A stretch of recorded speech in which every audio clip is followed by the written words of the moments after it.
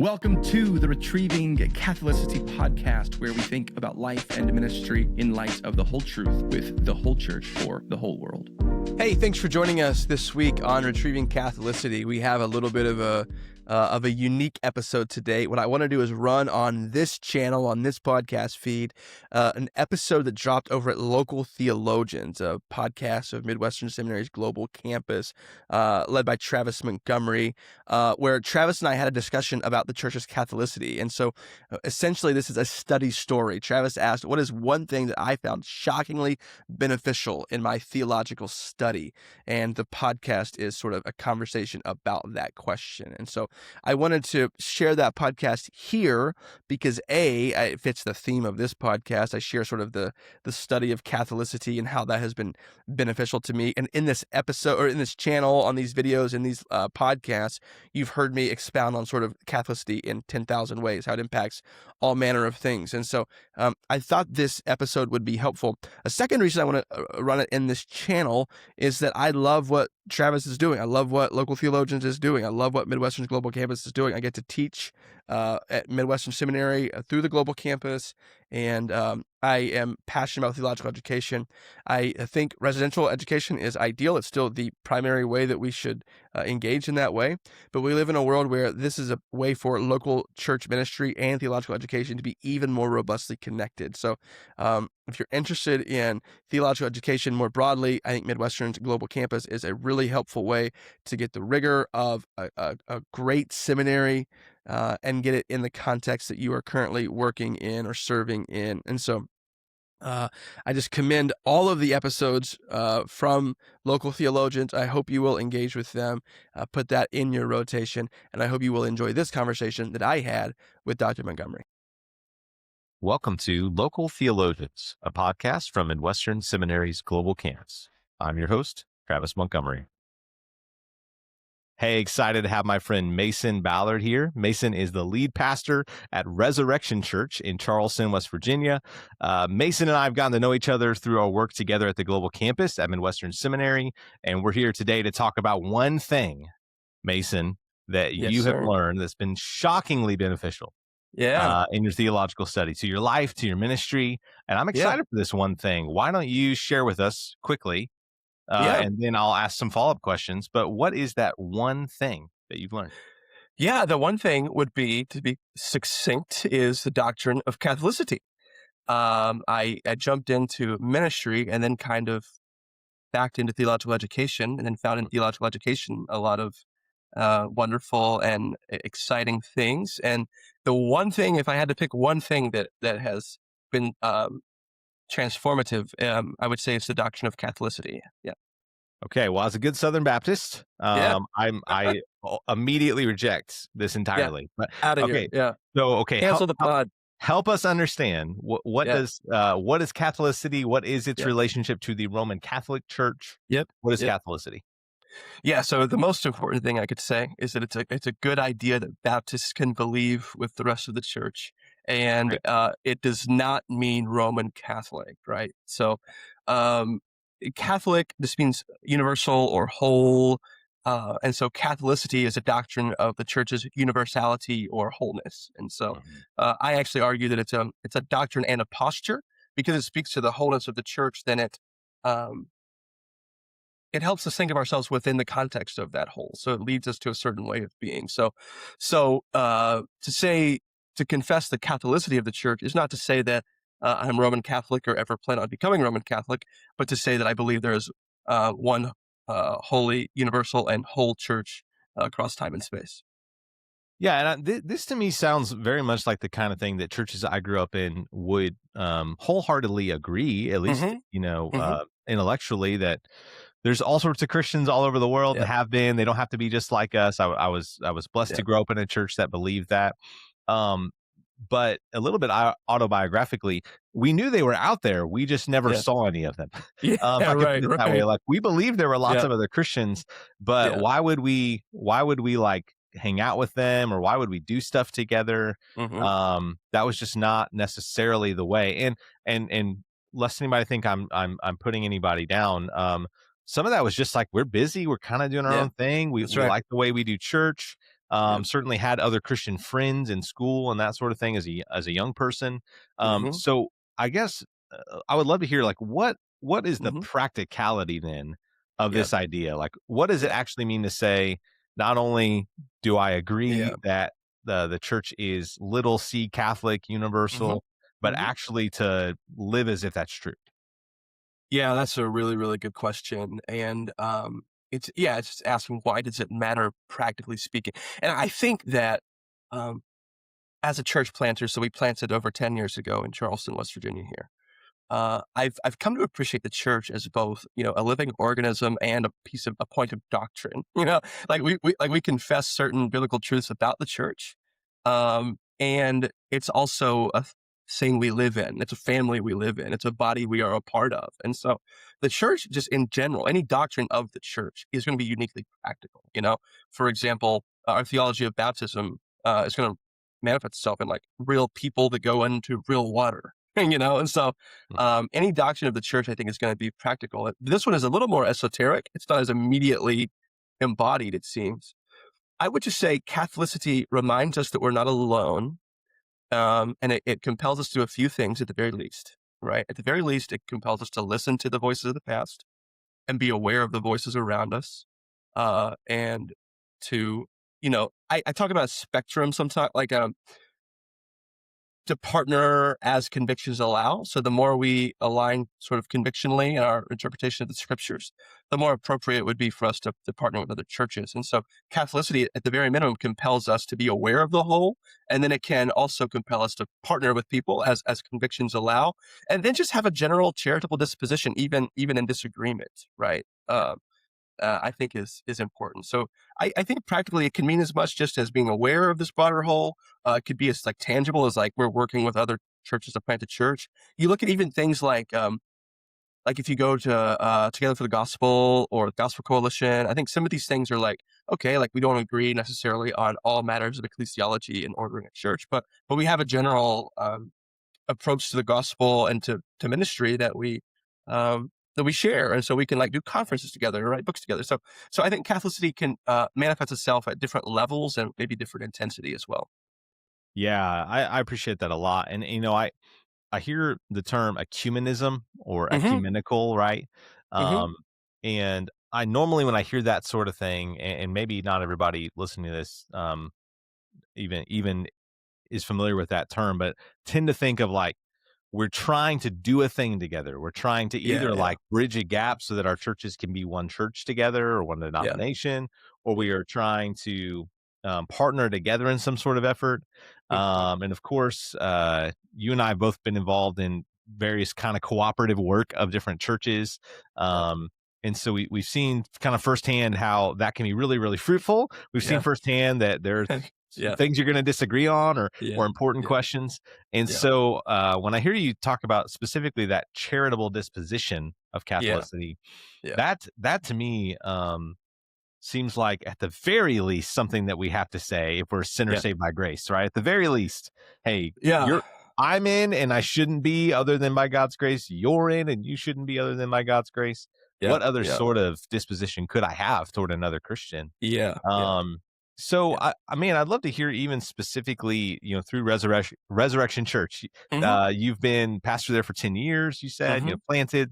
Hmm. I know a little bit of that story, and it's been a cool one to hear that I hope we'll get to tell in more depth sometime.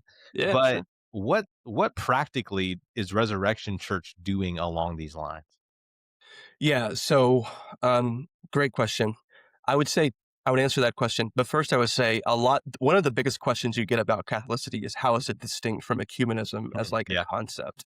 And what I often say is Catholicity is like gives me a way to think about ecumenism that is like confessionally grounded and theologically robust. And so like because the church is Catholic, I have to discern the borders of the whole. I mean, because that way I confess that truth with the church about the church. Yep. So we say at least that. And so it's not to be, I think we have a misconception in our age that you can be charitable or critical, but you have to be both, I think. I mean, you have to be discerning and charitable. So in terms of ecumenism, Yeah. um, I think some people are wary of my project, maybe just before they hear more about it, because they think it requires a lowest common denominator approach to ecumenism, that it doesn't, right? Yeah. But practically speaking, at Resurrection, I would say Catholicity has become a theme of like my personal ministry, and so that has helped our church a lot over the years in a couple ways. One, maybe stressing the things that we have in common with other churches. Mm-hmm. In a lot of modern church planting, we're borrowing some concepts from the business world, which can be helpful to like delineate how you're different from other churches. Yeah, like what is your church doing that's distinct from this church, like, to justify your existence? The problem is that's helpful, is that like clarifies our ministries and our plans and our budgets and all those things. But there's one thing you just got to make sure we understand, is that we're not a business in the sense of we're not trying to differentiate ourselves from the rest of the market share. Mm-hmm. But fundamentally, we have things in common with the rest, with other gospel preaching, gospel believing churches. And so, on a very basic level, it has helped us try to frame our identity in ways that are Catholic and distinctly Baptist, of course. Maybe that could be a different question, but so leading with the ways that we're like other churches, stressing, hey, we're not bigger, faster, stronger church. We're not way better than, we're just one of many churches in our city that love Jesus and preach the gospel and try to live in obedience to him. A second, the more obvious one, though, would be our worship service. And so we confess the Nicene Creed. We often have a time of confession of sin, assurance of pardon. We take the Lord's Supper weekly. We just kind of have a very simple, begin with a call to worship and with singing the doxology, sort of rehearsing creation and ultimate glory in heaven as we sing praise to the triune God. And so the shape of our worship service and the things that we do in it, I think, have been informed by, broadly speaking, the Christian tradition a little bit more than people would expect, if they're coming to a Southern Baptist and proudly Southern Baptist church. And so those are two examples, just kind of the way we try to communicate our relationship with other churches, and then and also just the things that happen in the worship service. Yeah, man, and I appreciate you mentioned a couple things about the flow of your worship service, or the liturgy of your worship service, to use a more formal word. Yeah. That one, that there's some intentionality, like what are we even trying to communicate? Yeah. We're sort of telling a story Yeah. from creation to new creation. But also that these specific kinds of elements are the sorts of elements that might be found in lots of different churches around the world. Yeah. They're not, we're not trying to do the most unique thing we could possibly do. Yeah. And man, I don't know how much of this story I've shared with you outside of this conversation, but I grew up in just what I thought was a very traditional church, but was just kind of traditional to my tradition, to rural Southern Baptist churches at the time. And man, grew so much. I still love so many of the songs that we sang. I remember when we introduced newer songs and some of the difficulty that comes with that, but generally just a loving congregation that accepted those sorts of things. I learned, how to, we're opening up the Bible and we're going to explain one passage of scripture from the Bible. Beautiful. I mean, things that have just stuck with me and been supremely valuable, besides people who've just loved me and my family well. Nevertheless, I kind of grew up with an angst going, well, have we even thought of, are we just doing stuff the way we do it because it's the way we do it? And rather than ask anybody in my church why we do it, I just assumed the answer was no. As a young person, went and read books, and the books were like, we need the most authentic experience. Maybe we should just gather up in living rooms. And so I know people still today. I minister with and to people and partner with people who are all across that spectrum of, I want to have like the most ancient feeling worship service I can have. And for some people, it's like, I'm going to go back to 500 AD. For other people, it's like, I want it to look and feel as much like the church in Ephesus as it possibly could. And so, I mean, I know there's all sorts of things around there, but I appreciate that the emphasis, in the way you're putting it, is what we're doing actually matters. It's not just let's be as much like other churches as we can be. And nevertheless, we assume that there are lots of good ways of doing it that have already happened. That's right. And that, I think, too, it's under and within all the things you're saying, but sort of the posture not being, we have to choose between being right or being traditional or being Catholic in the lowercase c way, but assuming that if Christians around the world and through the ages have done something that seems sort of weird to me, maybe I'm the weird one. That is, I think, a really helpful. And we can look at our own culture and world and see, especially outside of confessional Christianity, how reinventing the world and reinventing the human person is not wise and not sane. And so I think there's a drive. You've seen this too. I'm sure you've written some on this of people who are looking for some sort of church experience, if we want to put it in that consumeristic way, that does feel rooted in something ancient. I guess one thing I'd like to ask you is, do you have any cautions for that person who says, I grew up in, X, Y, or Z sort of church, and I really want to be as rooted, have as ancient of a faith and experience as I can have. Things that you and I would both be very sympathetic to. Both of our churches would reflect quite a bit. We read the creeds, we have a liturgy. What would you caution, though, that person? Travis, there are arcade stage versions of everything. That's right. And I have a bunch of cautions, but I'll try to name just a few. Caution one is there's almost a paradox at the heart of Catholicity, and that paradox is that it speaks to both the universality, the unity, and the diversity of the church.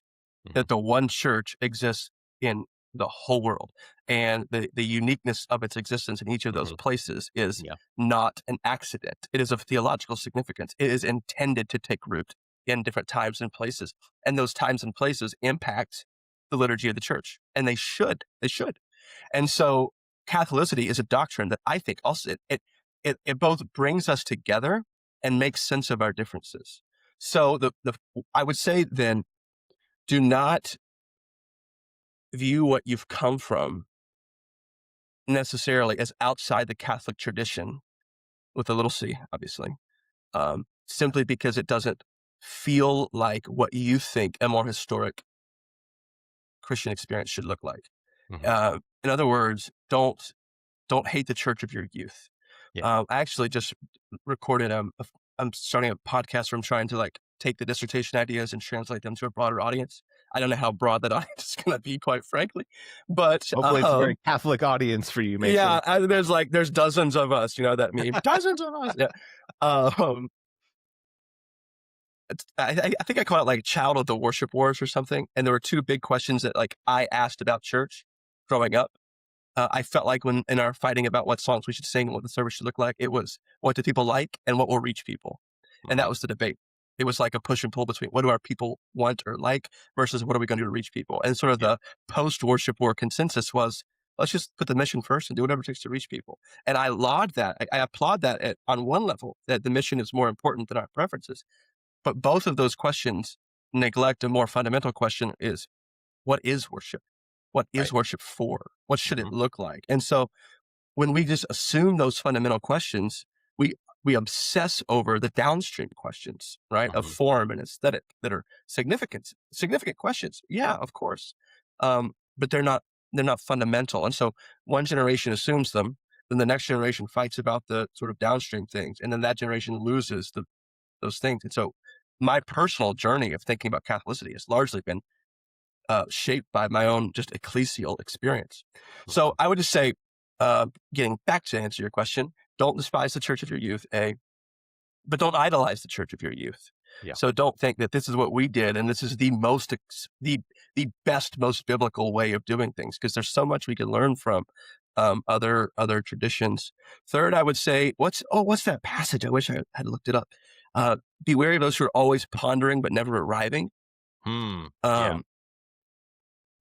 Learn from other traditions, but don't necessarily feel the pull to join a different tradition every month. Don't I just read this book by this Anglican guy. I think I might be Anglican. I read this book by this Presbyterian. I might be Presbyterian. Or if you want to get real crazy, I might be Orthodox. There's this desire, I think, for some people to just find it. But in reality, no. Come to conclusions with the help of the church, the help of trusted voices about what you believe the Bible teaches, and be firm in those things, and learn where you can. So I would say, don't be always looking for a new ecclesial home in this way, but draw principles from the broader church that are rooted in the Bible, most importantly, that help you understand the Bible and obey Jesus, and begin to incorporate those things. And then I would just say, this is more of a broad observation about like anytime I want to retrieve something.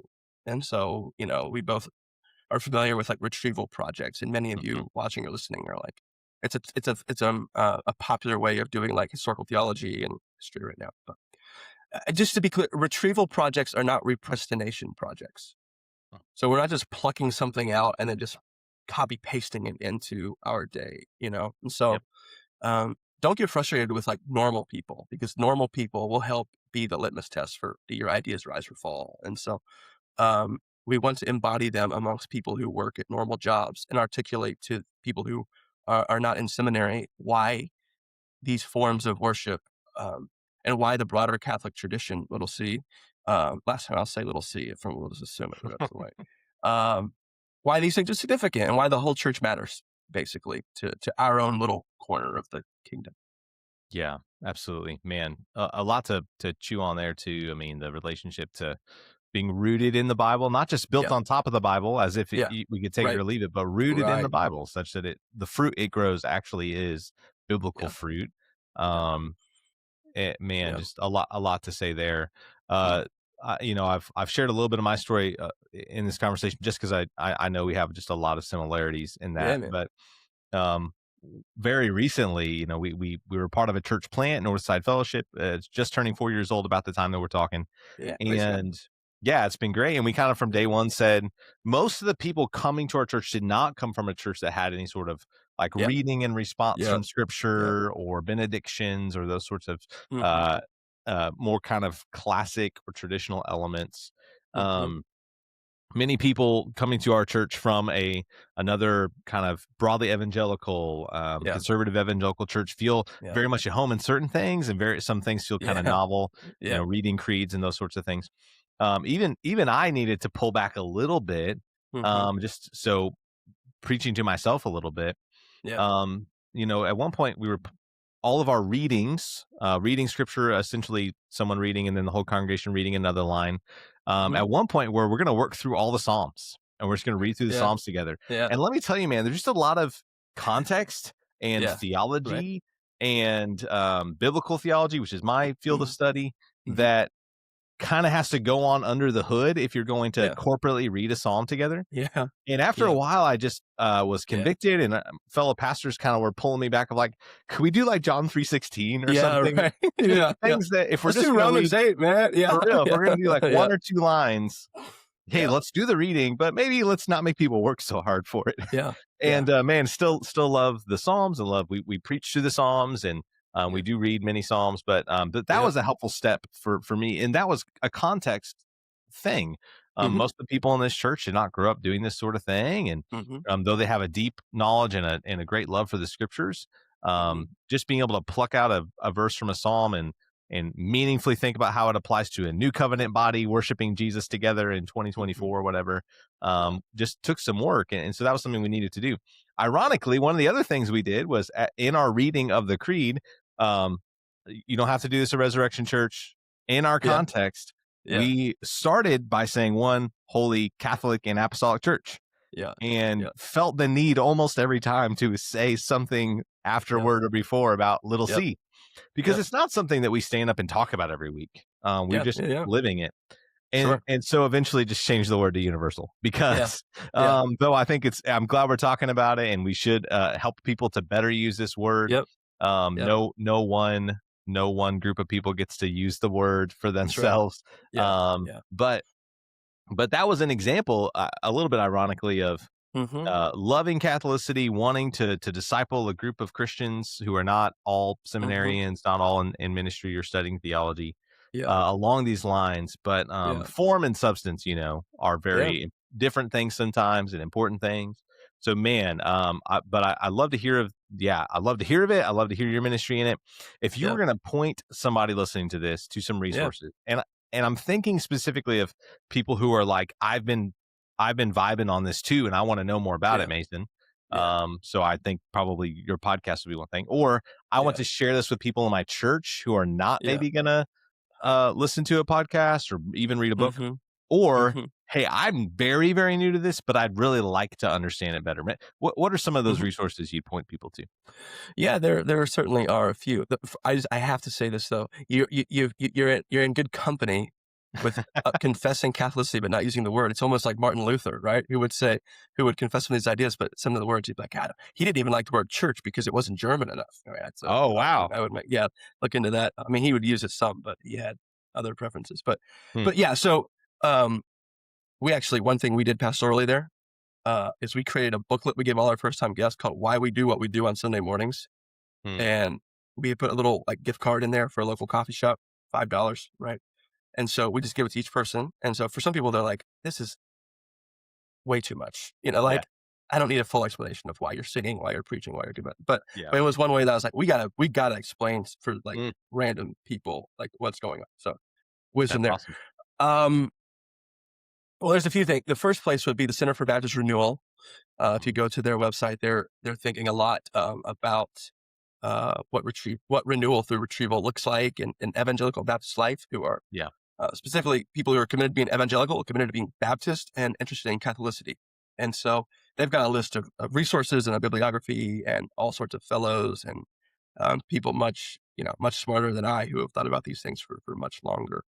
A couple of books, they're Baptist in the Christian Tradition, explores a lot of the implications of Baptists relating to the whole church and things that we've contributed and things that we could learn. And so that's edited by Matthew Emerson, Chris Morgan, and Luke Stamps. And so that's one I would check out. Even like Brandon Smith hasn't published as much on it, but it's thought a lot about it and written a lot about it. And it's a theme of his ministry. So Church Grammar Podcast.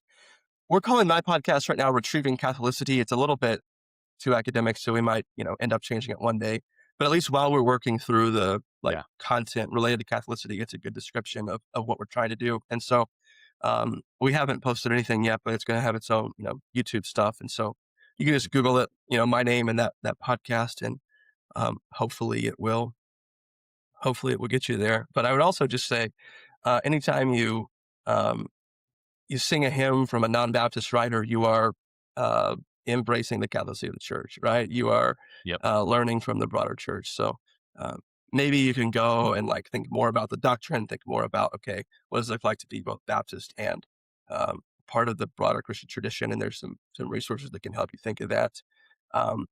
But if you're not as interested, let me just say Catholicity means that history matters and the global church matters. And so as you engage with the global church, as you go on mission, as you learn from voices from the past, then you might not say this, but you are embracing the Catholicity of the church. And that's a beautiful thing. Amen. That's awesome. Well, we'll certainly link to those resources and the podcast, and very eager for people to check that out. Thank you so much for being here, man. Thank you, Travis. I enjoyed it and love the work you're doing. Thanks, brother. Thanks for joining Local Theologians, a podcast from Midwestern Seminary's Global Campus. Learn more about online theological education at mbts.edu/global.